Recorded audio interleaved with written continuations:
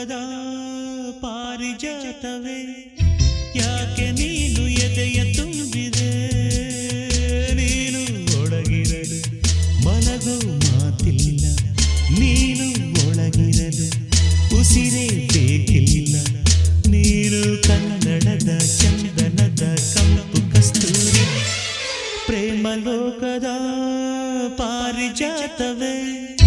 ಯಾಕೆ ನೀನು ಎದೆಯ